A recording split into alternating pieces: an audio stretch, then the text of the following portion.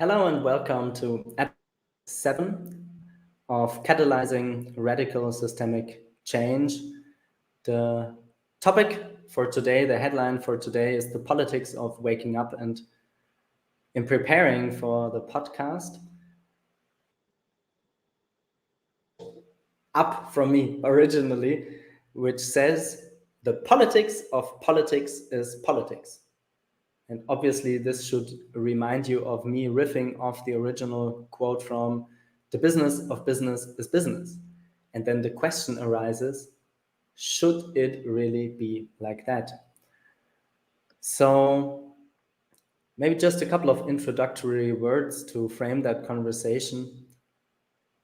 When I look from a citizen's perspective of how I perceive representative parliamentary democracy. I can't speak for all democracies out there. I can only speak for a couple of democracies that I know quite a bit in Europe, or the one in my home country, which is Germany. Then we sense that, this is why the quote came up, the politics of politics is politics. Ultimately, politics became a system that feeds itself. So just a couple of points here. So when we just look at like most electoral cycles, I can only speak for Germany. So when we vote people into parliament for 4 years, and then we say, okay, they might take a year or so to really get on with their work. And we take the last year off where they again go campaigning to get re-elected, which leaves just 2 years. This for sure does not allow for a long-term engagement, let alone really taking into account like the many generations that will follow us and that inherit the situation of the planet, that we are creating right now. The other thing that I always found crucial is that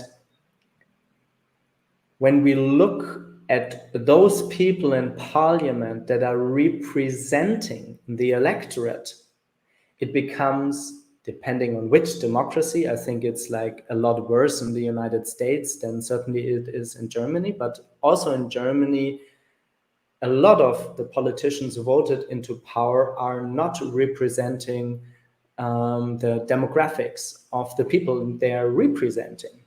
So I feel like the system we built is deepening the many divides already existing.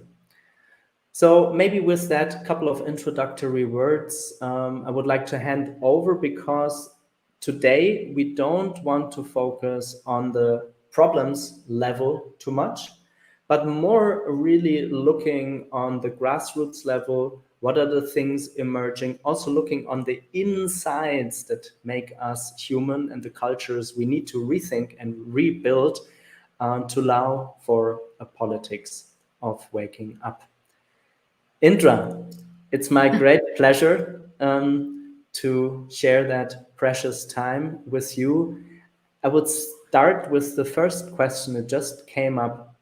Why that title of the book that we will, speak about later today, but why the title, The Politics of Waking Up? What does politics and waking up have to do with each other? Yeah, great framing. And you really dropped us into the very question that was the cause of the project that I'm running, which is called The Alternative UK, which then led to this book being written. So it's, you dropped in at the right place. And what I'm trying to evoke is this idea that what people will recognize is that we've been in something like a revolution for about 3 decades, about 30 years, ever since the birth of the internet. Every person who has access to a mobile or to a computer, suddenly shifted their idea of not just their ability to make a mark in the world, but also their understanding of what's going on in the world, right? So that description that you had of politics just now, I think is happening everywhere. And it's really accelerating at the moment. This sense, we're waking up to our perceived powerlessness in the system, so that now we can understand how the political system works. And I refer to it as the party political system, dominated by parties who are, within a system that requires people to oppose each other and compete with each other. And the reality of that is, as a community or as a nation of people, we are designed to be invested in the failure of about half the population. Because if you're on one side or the other, you've got to choose between one or the other.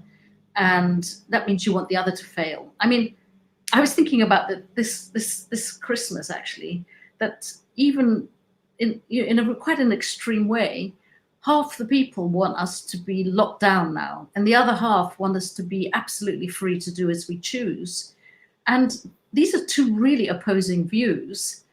And it's kind of the opposite of what Christmas is, right? Christmas is really about us coming together, being kind, hearing each other, hearing about each other's lives, and honoring this idea of compassion and so on. That is what Christmas is supposed to be about. But our party political system locks us into opposition of every other person in the nation, really. Or in Europe, there's more proportional. So there's, there are more parties than just two. But there's still this basic oppositional left versus right, us versus them. That's the system we're locked into. And the waking upness of it is that the more we read about it, and we've really seen this accelerate during COVID, the more we get, how dysfunctional the system is. And there's a lot of reaction now. Some people are waking up for the very first time to the idea that they're being manipulated at all. Okay, so those of us who've been looking at this maybe for decades, maybe for our whole lives, we've been conscious of the manipulation of elite systems or the manipulation of the media that serves those systems, or there is something that keeps us hooked onto what I call the growth economy, which has destroyed our planet. We're somehow hooked onto that as if we're all addicts. What made us do that? It's contrary to our actual nature. There's always been a degree of manipulation in the system by the people who most profit from it. But we're now in an era of people waking up to this for the first time. And people are thinking, because of COVID and vaccination, for example, for the first time, they're becoming aware of their freedom or their loss of freedom or their need for freedom or the need to take care of each other, social responsibility. These are things that are becoming clear to people for the first time right now. And it's chaos. It's a chaos of voices and opinions and, theories and conspiracy theories and, strict rules. And the politics of waking up is trying to suggest that there is a way to work with this huge, diverse, multi-perspectival polity now waking up. There is a way to work with that would still create good value for everyone, that can give outcomes that are not only good for individual human beings, but for the communities in which they live in, and will have an impact upon the planet. But it requires radical redesign. And that's really what the book is about, and that's what our platform's about. So I would like for the listeners to understand better your person, to run through some maybe 2 or 3 stations in your life that link to that, actually just that what you're trying to birth onto the planet now. So I would love to invite you to look at 1, maybe 2 episodes before you started the alternative, to come to the point, why did you do the alternative? and then go off from there, because I have the feeling the better our listeners understand the sequence of the epiphanies, you know, they can better follow from what you're trying to build Sure. on from now. Yeah, lovely.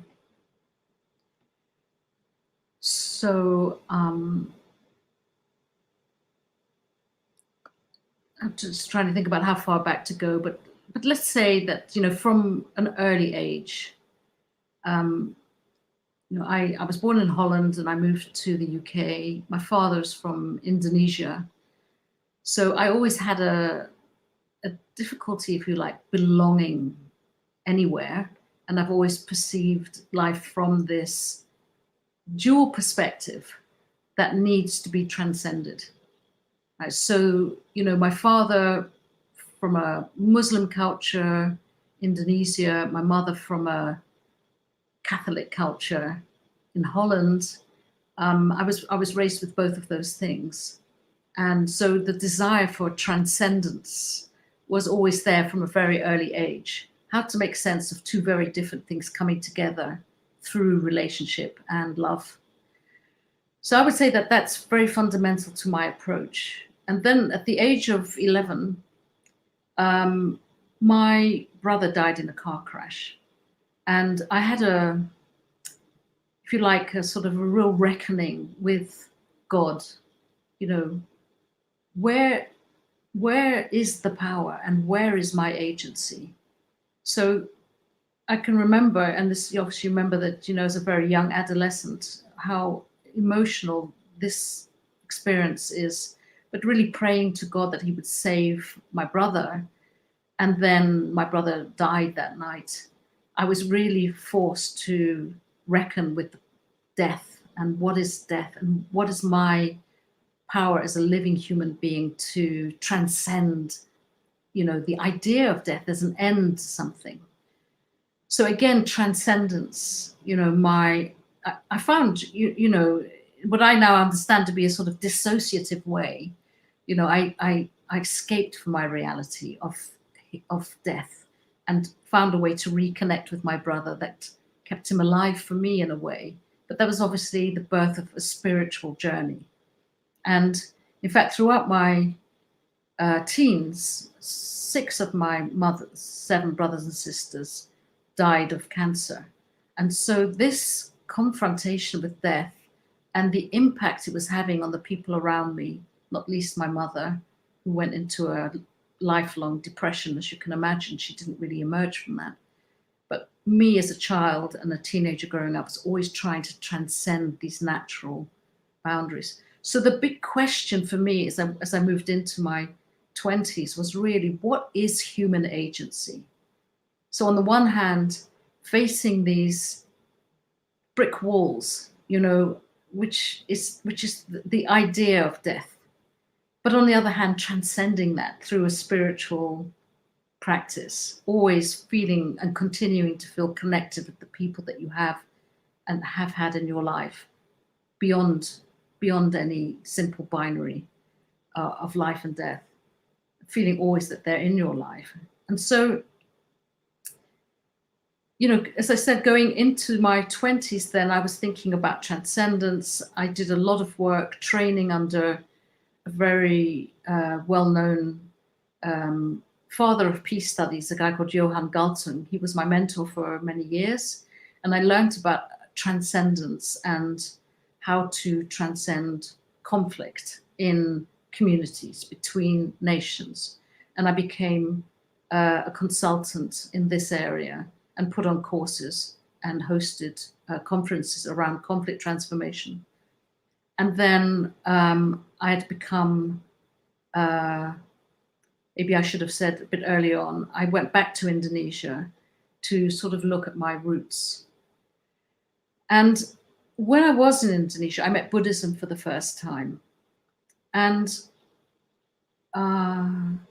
it was a very, what I would call, on the territory kind of practice, where the people in this movement of the Nichiren sect in Indonesia would would take on the social division in Indonesia by going out into the small villages around the big capitals and working with people in those places.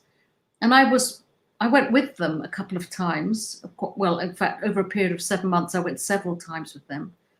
And the pattern would be something like this. We'd go out into a village, which at the time was, receiving food parcels from the military every week, a very dependent existence that was being kept content in, if you like, through a religious practice. Like there was a kind of a content existence there. And when we went to visit the leader of this organization, who was a kind of uncle, friend of the family, he would give a short talk, always in a language that I couldn't understand. I couldn't speak Indonesian. And while we were there, I would always hear him saying, speaking gently to people, and this word ada would always puncture everything he was saying. And afterwards I asked him, what does that mean, ada? And he explained, it simply means like, it's there. So for example, you think you have no resources. You do. You think there are no connections. There are. You think there is no way forward for you. There is. And it was a kind of what I call a psychosocial patterning of connecting the way you're thinking to the possibilities around you. Because when he could do this, land this simple possibility of this is what it looks like to you, but in reality, it's quite different. The resources are there, your capabilities are there, the people you need to work with are there. The future is there. This kind of conviction, which comes from his deep practice, it was the thing that could land in any space that we visited. People would just listen and hear and try to receive. And then we would go back there, maybe 6 or 10 weeks later, they would invite us back. And even in that short time, some movement will have happened. Somebody will have planted some seeds. Somebody will have begun to build a road. After 6 months, you would see somebody had begun to build some new houses so that the young people could move out from their parents, but still stay in the village. Whatever their needs were and their desires for, they found a way to begin it, And that was the absolutely core to my way of moving now through the question of where is agency. Every time I find myself hitting a bit of a brick wall, because I'm looking really to create something new or be an innovator or try to make something happen that sounds impossible, this returns to me that the thing you're looking for is already there. How do you recognize what is already there? How can you work with, amplify, intensify connections between what is already there? And that's very much the way that we begun the project of Finding a New Politics. So just to drop one more in there, maybe I've talked for too long, said too many things, but just to say, so the question of agency, the learning of transcendence and transformation, the perspective and the deeply held feeling of what you're looking for is already there. And then just the one more thing, which maybe we'll come to later and you can invite me to talk about it, which is the difference between hard power and soft power. But maybe we'll just there's maybe just one too many things for you to respond to. I would like to come to the soft power afterwards. What I'm just curious to get is, you're mentioning, when you were reflecting on not only the death of your brother as a Mm. wake-up call, but also the subsequent multiple deaths in your family, the notion of transcendence. Also, I heard that through the lines when you were mentioning your stay in Indonesia. But at the same time of the action and the ada, it is already here. So I'm really just curious if there's a link in between those elements, or if it's just different sides of a geometrical figure. I'm just curious. Yeah, it's a good question, because in a way it's something I had to piece together as I was growing up. So when I mentioned before, and those of you listening who know a little bit about psychotherapy or the psyche, this idea that I kind of dissociated from my reality in the beginning. I felt so desperate, to lose my brother. And then the first one of my aunts who died was also like a second mother to me. And then I was away from my homeland, so I felt very alienated from my reality. And I really expanded that by, in a way, feeling abandoned by God, right? So, I had to sort of dissociate myself from everything that I had trusted and relied on and find a place to settle. And the place that I settled was, in a way, quite far away from what other people would think of as their normal reality, that life is all about getting up in the morning, having your breakfast, going to your job, reading the newspapers. It's all about that. And for crucial periods of my life, it wasn't about that at all. It was about, what is life? What is my power? Who am I? Where is my brother? Like enormous questions that I was trying to conjure with while having to go about my daily life. And I recognize that now is why I've been able to become what I call a systems convener. It's almost as if I could watch my life from a great, height. I could perceive and watch without really being in it. And it's only much later that I realized that if you're lucky as an adult, everybody can get to that point where they begin to become, observers of their life rather than simply embedded in it, right? And that's that is but I was catapulted into that place by this pain. And so therefore I had learned firsthand that pain and suffering are vehicles. They're really vehicles for intense growth.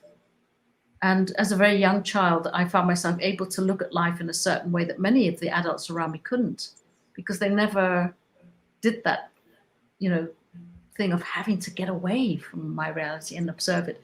So now I would say yes, as soon as this uncle started to speak like this, it's already there. I totally recognized what I was myself doing, which is to be able to look at something from the perspective of, there's a system and there's a world that you can observe from a certain standing point. You can be in it and you can also observe it. That these are two perspectives of the same thing. When you're only embedded in something, you're on the ground, it's a very important perspective, because you are really facing the difficulties as they come up for most people right in the face. And that's where you have to design your systems on the ground with the people. But to be able to take this aerial view and observe it as a system that is unfolding beneath you with the big questions of what is life and where is my agency, this is something that this is something that you learn to develop as you go through life. It's just that as a young person, I was catapulted into that space early. And I tried to come down for it. I wanted to live an ordinary life, even as a young child, but this was sort of how I was, And I remember a lot of my friends sort of laughing at me often and saying, why do you always talk about life with a capital L?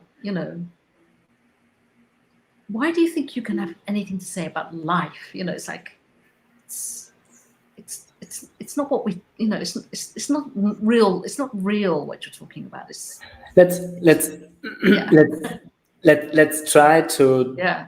to weave that into the overarching topic of politics of waking up, and I will try to give it a chance. So imagine you want to hire a solid executive in a bigger organization that has underlying semi-transparent processes of hiring. So like an HR department, and you're searching for a whatever.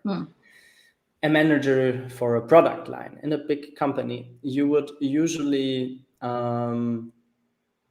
like write the job position, put it out there, and you would undergo, depending on high up the pecking order the job is for, a multiple stages vetting process. And in that vetting process, you would also invest quite a lot of time and effort and underlying science to have the people do multiple tests during the assessment period.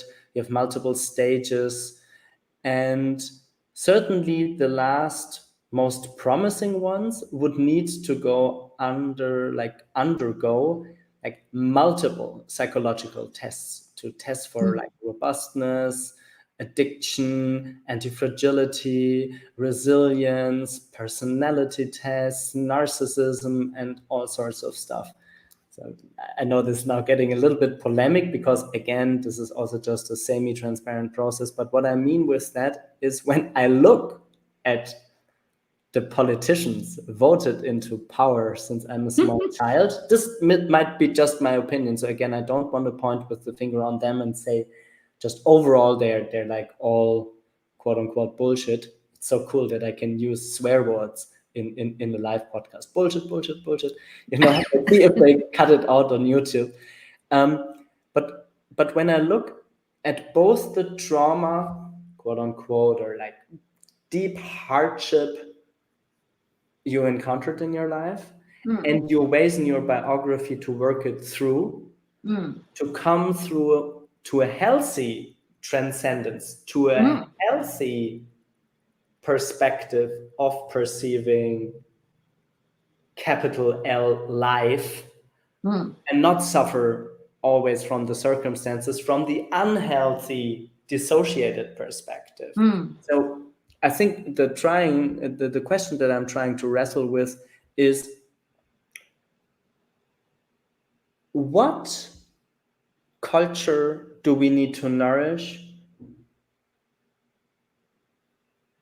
to invite those people onto the table and into the rooms where I think that's basically now one of the next steps, that we are inviting together in a room to take on responsibility and like co-create the future we want as citizens. I'm really just curious. I mean, we can't force people into healing, right? It's like, doesn't make any sense, right?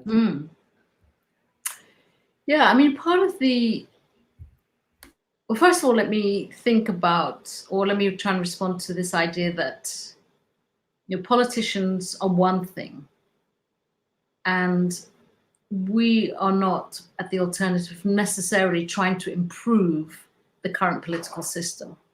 Okay, we're trying to design a new political system, and to just leapfrog into that for a moment, just so that your listeners know what I mean by new. It's not new, it's old. It's what we call a parallelpolis, right? So the concept of the parallelpolis is that there is a current party political system that really will take a long time to evolve. We won't, in my experience, there's no way to make that better quickly, because it's like trying to lift a table while you're standing on it, right? It's what you said. Politics of politics is politics, right? That's it's I've tried a long time. It's not easy. It's not possible really to renew it or to transcend it within itself. It's the wider society that has to do that, right? Because in the end, politics is only an aspect of our society as it stands. Only 2% of people want to be members of political parties. This is across Europe. 2% of the people have enough interest in or are attracted to or want to give their money to a political party. This is what's running our entire system. So that shouldn't even be a problem for politicians. Is kind of mind-boggling. But let's look at society itself outside of the party political system and reimagine that we're talking about trying to create a new way to hold and to give agency to people, right, to citizens. And can we design for that? That for us would give rise to something called a parallelpolis, two things sitting alongside each other, right, that would be able to act in partnership, but mostly the influence of people coming together in this more people-powered space, the huge influence of their voice, their decisions, their creativity, their innovation would reshape this old system. But ultimately, they're like two legs, one body. One body is the whole of society, and there's two legs serving that same body. So I want to put that in the frame so that when we talk about what we're developing, let's drop entirely the idea that what we're developing has to please the party political system at all. It doesn't have to. It has to please human beings in society who are looking to get more out of their lives, to feel more satisfied, to have more belonging, to feel that they have more power.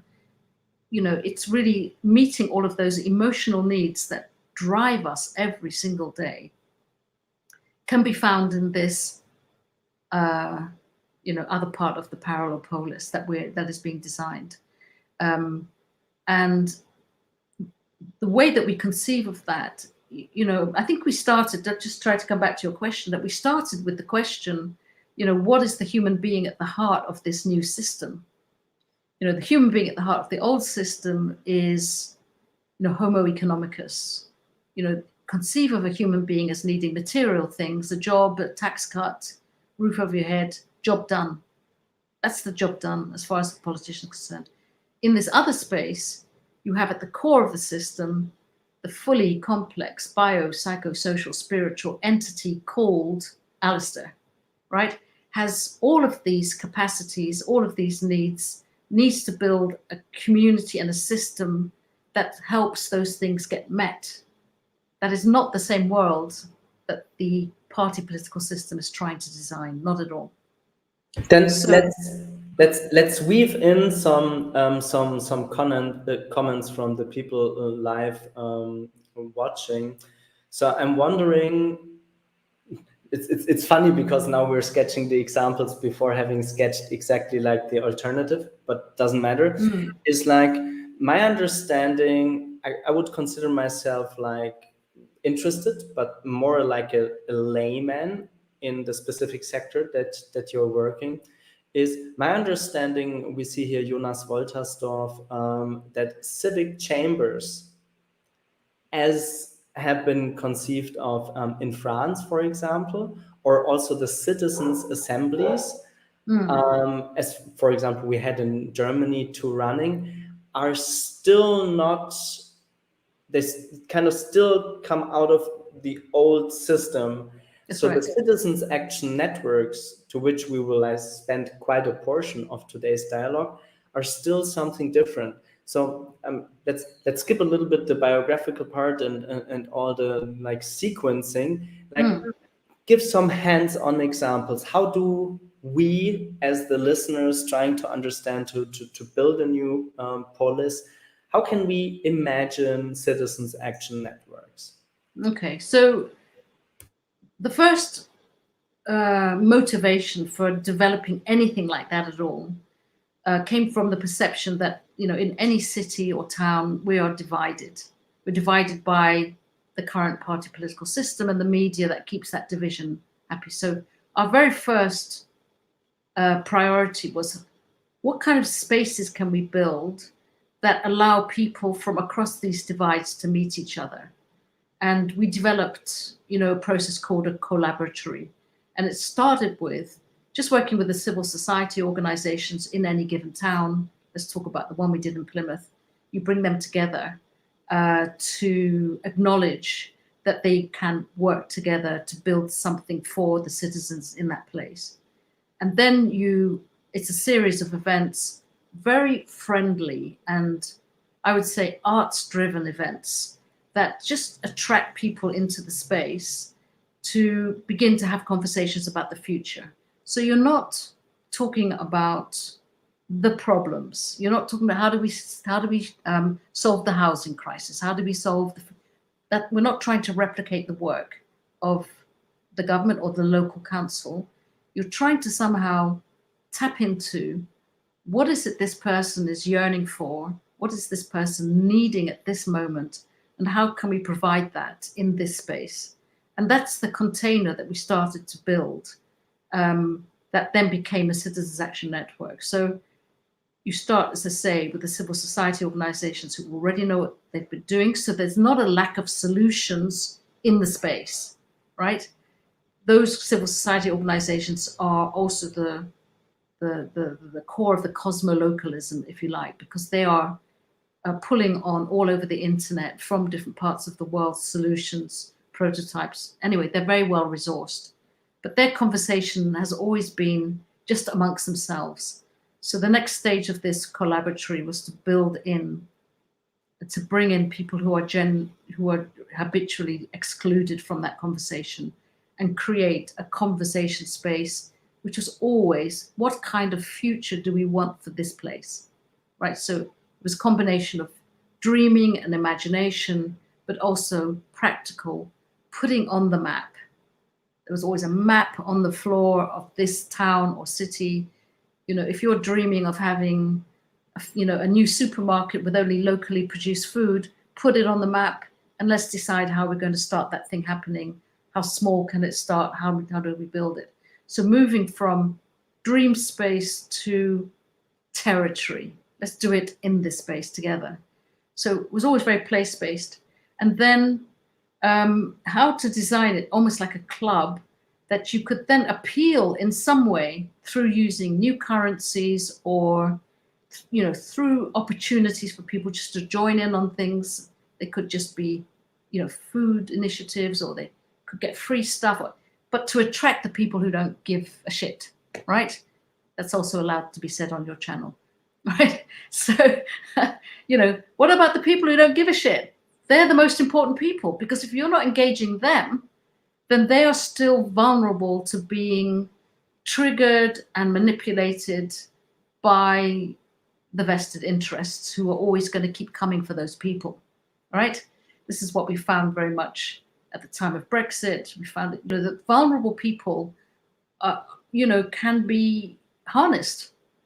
But if they are engaged with something going on and that is growing all the time and increasing participation and giving you opportunities to make decisions together, or, if you can get involved, even if the involvement is just, I go there to get my, locally produced food, or I go there because I get free cinema tickets when I go.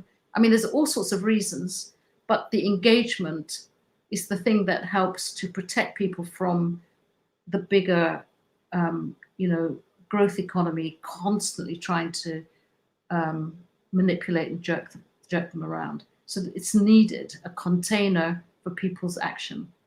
Yeah, and that is the basis of a CAN.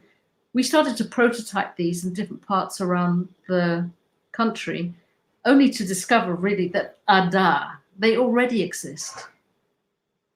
So if you're looking at transition towns or eco-villages or many of the more ambitious cooperatives, these CANs exist, or, some municipalities that are very people-driven, or, the mutual aid networks at neighborhood level were already beginning to be these things. The more you look, the more you see they already are there. But this is not what people think of as the core of a new socio-political economic system. But if you actually add up what they're doing, that's exactly what they're giving rise to. So this idea of, the fourth sector economy, I think you are aware, you know what I'm talking about, where social enterprise that really builds on initiative, imagination, creativity of the people who want to work in their communities. This is the fourth sector economy growing up everywhere. So it's very different from what the local council offers you. The local council offers you the chance to answer the same questions that they are answering, or address the same problems that they are addressing. And that is a very trapped situation, even when they get answers. So imagine maybe at the city level or maybe the national level, we hold a citizens' assembly. First of all, only a very few people can really be involved in that. It has great symbolic power. Don't get me wrong. I think it's a great innovation. But it depends who initiated it. If the government initiated it, it's still up to them whether they deliver on its findings or not. And in our case, in the UK, we had a climate assembly. It was the one great demand from the Extinction Rebellion. We had a climate assembly. Did it make any difference? Absolutely none. Most of the people who are taking this seriously want to have goals for 2030, but those goals were never picked up.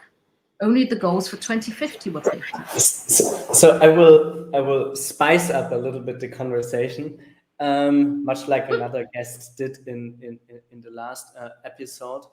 So when I'm trying to make sense of what you're showcasing of that Parallelpolis, it seems almost as if all the initiatives already existing, and often, though being very under-resourced, certainly in terms of capital, like monetary capital. I'm not saying under-resourced in all the other multiple capitals, but like monetary capital. They need to find a place where they unite. It almost feels like there needs a network, a mycelium that shows the people. Sorry, my geography of Great Britain is not so good, but shows basically the people in London, Birmingham, Glasgow, Edinburgh, Plymouth, wherever, that they are, in a broader sense,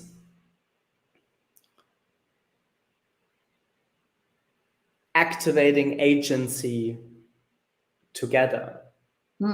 So that they don't feel just like the local, but they feel like at least the meso level, that like national level of being able to influence. And what would happen if, let's make it very low benchmark, what would happen if like just 10 cities in the UK with the adjacent citizens networks on the ground in each city were to communicate, have a platform where they could articulate, and from that on, what's a positive metaphor?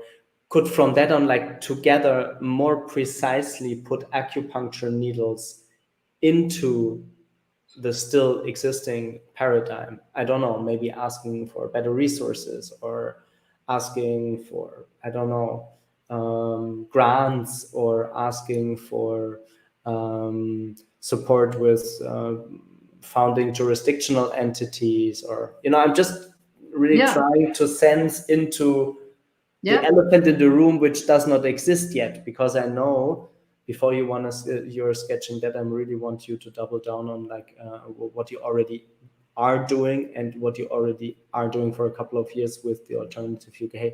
But what we are trying to sense here is like, what's the elephant in the room? What would happen if these citizens action networks were to come together and there were an architecture and a scaffolding and an infrastructure that binds them together? I mean, This was not, this was, I don't know. I'm so bad sometimes at asking questions. Maybe I'm really bad generally asking questions. Indra, could Yes. you sketch for the listeners? This is what we, the broader we, did with the alternative, UK. This is what worked. This is what did not work. And then sketch kind of your very personal, not only yours, but like the next endeavor. You know? Yeah. What you mean? What seems to be emerging? So, yeah. I mean, the interesting thing is when we were prototyping, it was a very enjoyable and very, I would say, successful experiment going on. But it was quite obvious that we couldn't be the people to keep doing that because we were coming from the outside, you know. And it really has to come from the inside of those communities because they have to own what they're doing. So that's what made us slightly step back. If you were looking for something that didn't work, it wouldn't work if we were acting like the spider, right? Or we have a theory of change and we're not going to make it happen in this city and this city and this city. That's not it. What we are doing really, and we're now doing more successfully, is observing how it's arising anyway, right? So we stepped back a little bit and said, oh, by stepping back, we can see it already exists over here, over here, over here. Just to make a really crude example that maybe everybody would recognize themselves in their own life. Like when you're thinking about your community and you're thinking about how do I, you know, get it together and make it happen.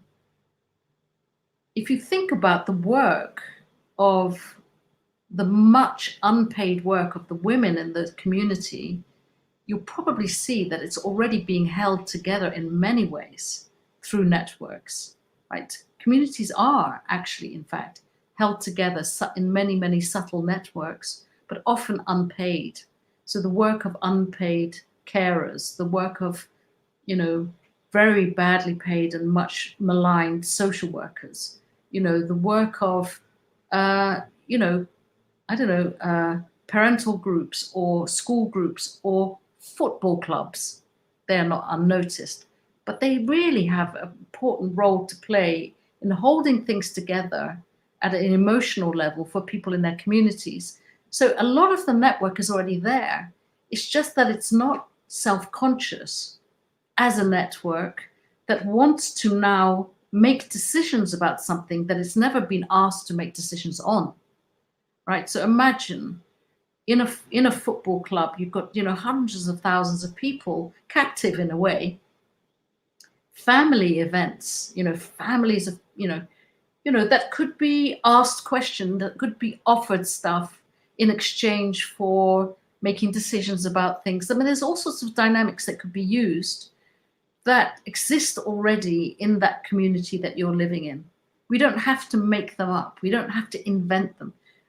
The perfect example would be that when David Cameron was the Prime Minister, he named this policy, that this goal he had. He wanted to launch the big society, right? So we got this title, the big society.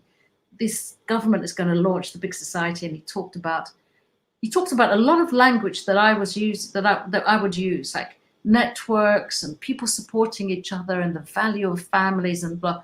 He would talk about that. And then when he funded the big society, he gave all the money to social entrepreneurs, mostly young men, who were not embedded in the community in any way.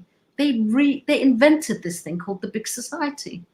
And they spent loads of money trying to start this initiative and that initiative and try to make the community come together.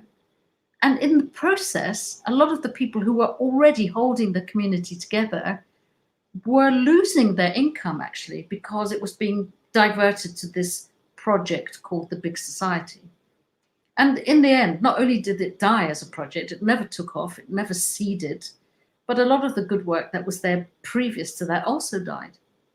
This is the wrongness of a current political system that thinks it has to make something happen and extract from a community all of its capital, and then use that capital to build something that suits its needs. Really what needs to happen is to be able to resource what is naturally occurring and give it more shape, create a container for it, and help it to sense its own agency.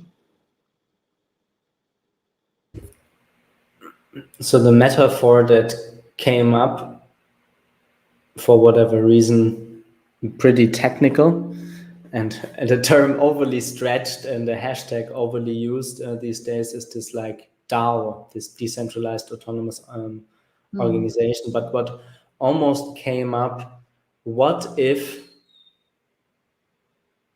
and maybe really for that there is a funder out there, what if the different citizens action networks could, on a blockchain,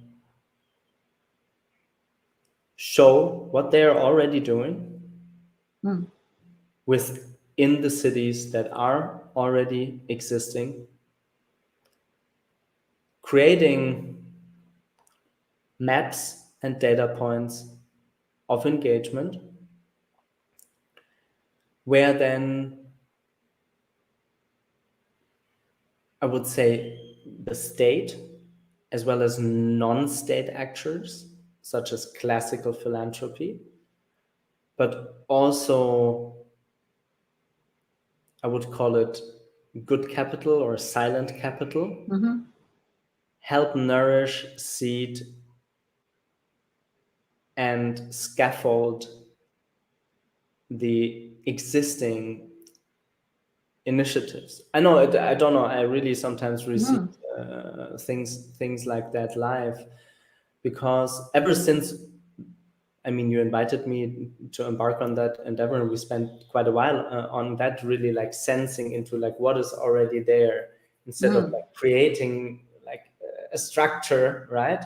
Or supporting the initiatives already there, and more leaning into what's the architecture, what's the scaffolding, what's the soil, what are the nutrients needed, so that these initiatives can connect and just get more powerful.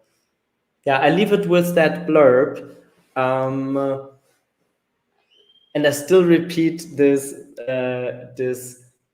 if somebody were to ask you, dear Indra, a couple of years with the initiative UK, what are you doing? Well, you mean the alternative, right?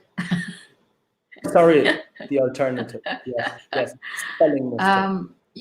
But I feel quite clear what we're doing. We do three things, and maybe the final thing is the one that we need to think about a little bit now. So the two things I've already described is, one is that we're convening the system, right? So the question of the elephant, right? Let's think about it as the blind man and the elephant. What we see a lot of people who are working to build a new system. Each one of them think they are the system, interestingly enough. But from our observational standpoint, they're all bringing a part of the system, but they can't see the other parts, right? So it's like the blind men in a room.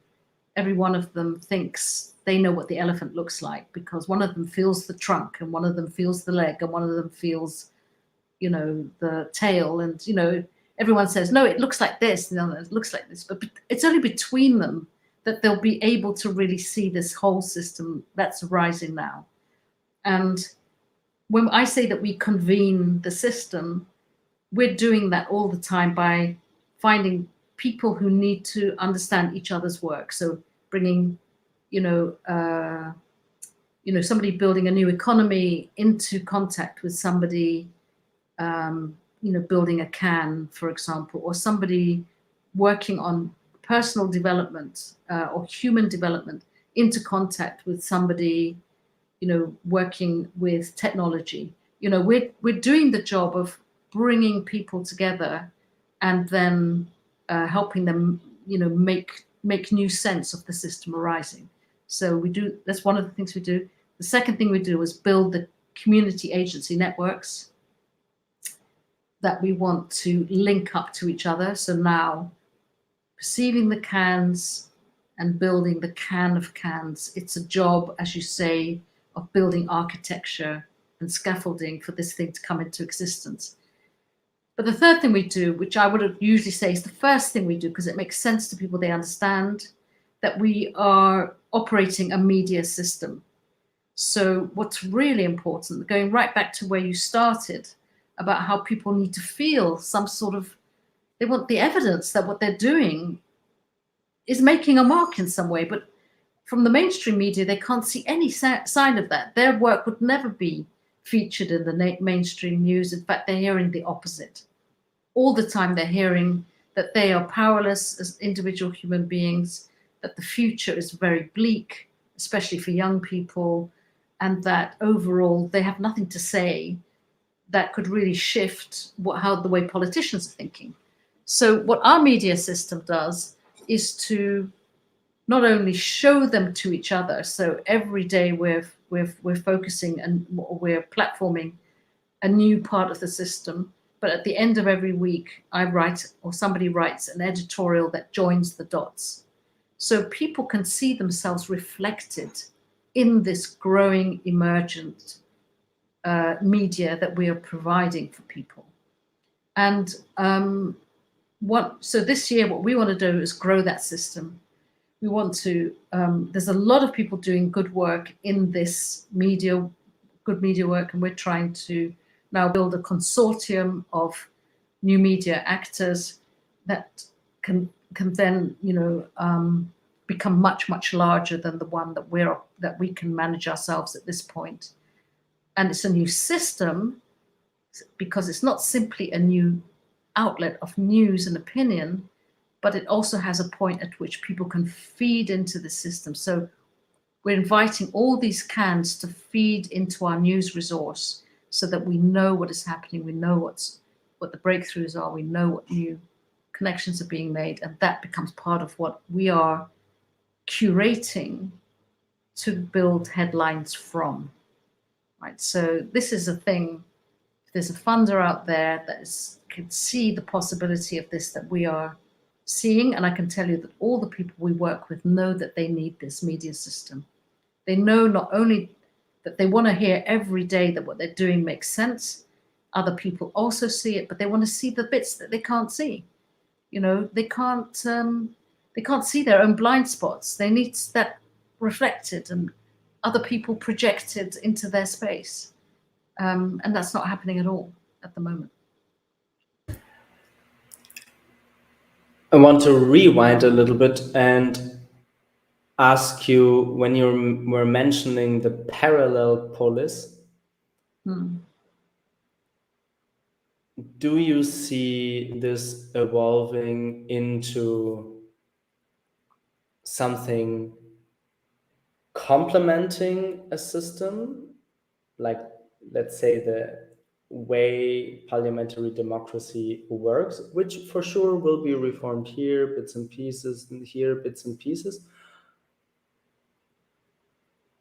Or do you see it ultimately making it obsolete or replacing, or are there like different layers to it? Yes, I'm curious to Well, as I said before, we call it parallel because certainly for the foreseeable future, it would have to be parallel. So, because we're not looking to overcome or overthrow the institutions that exist that help, us stay afloat as a society, have to be protected and preserved in some way. But the culture within them has to change. The way that resources flow has to change. So it's a bit like, you are a whole body, but if you meet another whole body with a very different view on the world, that can really transform you. Your teacher can transform you, but you're still a body, right?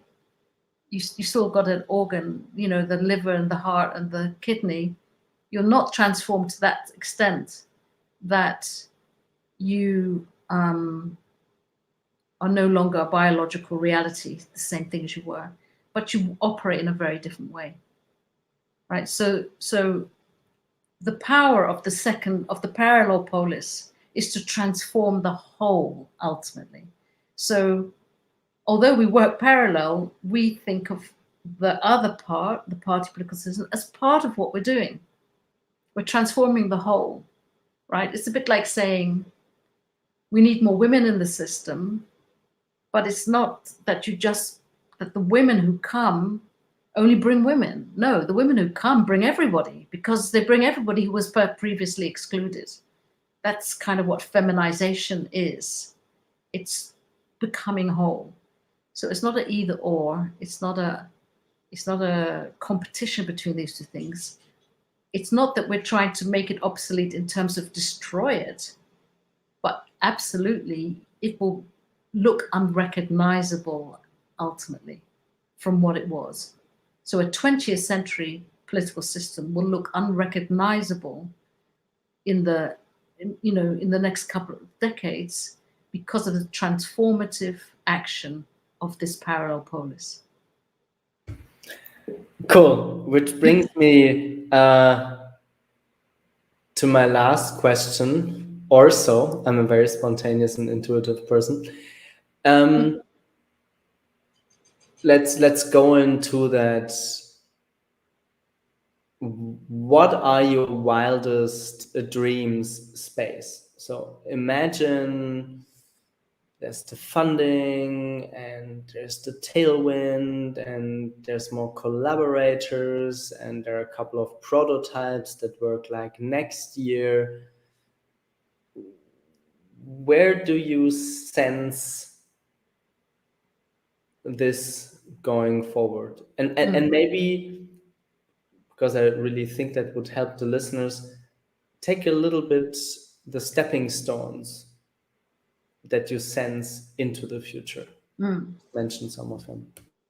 Okay, and as a way of doing that, let me start with something that I promised to pick up later on, and I'm going to pick it up now, which is the difference between hard power and soft power, because that would frame all of this. And so hard power, just going back to the classic definition of hard power, soft power, which is a term that was invented by Joseph Nye. He was a head of the Kennedy School of Governance and Bill Clinton's advisor. And it was just post-Vietnam when America, the largest superpower in the world, failed to win a war against one of the smallest countries in the world, which was Vietnam. And it was a real crisis of confidence for America for a while, that they couldn't win with their hard power. So hard power is guns and money. So no amount of guns or money could win the war for America. This was a crisis for the Americans, right? And Joseph Nye kind of saved the day by naming the fact that America will always be the greatest superpower. It didn't have that much predictive powers, but it would always be the greatest superpower because it had the power of attraction, right? It has a story to tell about itself, which everybody wants to buy into that story. And because they want to be part of that, they will go to America, they will read about America, they will invest in America. And in the action of doing that, America grows relationship with people all over the world because of this power of the attraction. And through this relationship, they have influence over everybody's actions. That is called soft power, right? It's not hard power. They're not coercing anything. It's just the power of their attraction. So I was really fascinated by this as a completely different view of what power was. And then I began to see over time that this really is talking about the power of narrative or the power of a story. So in America, the American dream, the power of the American dream made it a superpower, right? And it's just a story. Unfortunately, it's probably very much now in decline because that story is the very thing that is collapsing. Black Lives Matter really pierced a hole in it. Not such an American dream for everyone. right? It's not anyone who can get to the top, right? But also this idea that people were essentially free has really been, that's really under question now. It's the very thing that Trump put on the table, that the liberals are controlling the rest of us. Okay, so soft power, the power of narrative. So my dream scenario, and I think I'm actually already here in this space with you, already peddling this thing. There's a dream. We have a story of what is possible already. Personally, I'm inhabiting that every day. So I feel as if I'm already in this possibility. I'm living this dream, right? How I see it unfolding step by step is honestly at the first level, it's about people owning it in themselves. In what way am I, as a citizen, blocking a new system coming through me? How do I look at politics? How do I look at my own agency? How do I look at the person over there? If I think that everybody who's voting opposite from me, or if I get to mind, whether it's a person who takes the vaccine or refuses to take the vaccine, do I make that person my enemy? If I'm busy doing that, I am part of the old system. I've totally been co-opted by that old system that says we can't understand each other. We're always going to be fighting each other. It's just a question of who wins. If I'm holding that in my system, then that is the very first place to start. And then the second place after that is to start to make relationship out of your usual comfort zone, to exercise that muscle of overcoming your own bubble and thinking about the world as something that is inevitably going to be run by elites. So there are things that we can do that are personal. And then the question of, do you want to be part of building community agency networks? There are many ways to do that, but I recommend it starts with you just finding the people around you that you feel are willing to have a go at this and become a group and start to think about what kind of parties you can hold in your community that is going to bring people together. And I'm saying this because I know you a little bit, and I know maybe your readers or your listeners will be similar, that this idea of throwing the better party, we won because we partied better than the other. Throwing the better party means how many people do you attract, and how diverse is that audience, and what kind of conversation is possible there. That's how Uffe Elbeck started his political laboratories. Just go to a place and say, join the party, and then we can transform this idea of what is a party anyway. Right? So if you want to get more into system building and building a can and doing the cosmolocal dance, there's all the information about that on the website with us in my book, The Politics of Waking Up. I'll tell you the story. But I have to say, if you're not doing the inner work of overcoming your own boundaries, you're going to find it twice as hard as the people who are doing that work, who then welcome, this possibility of cans arising where they are, of cans being connected to cans. It's quite a feminine process. It's about relationship and appreciating the other and moving into action, and giving yourself to something. Invest your time, invest yourself. Give, it's how you give yourself to this process. That's how it reveals itself. So beautiful. The only thing that I might add is, and end it with that, and invite you to, if you want to give it some closing words. If not, I would really literally just say Ada. I think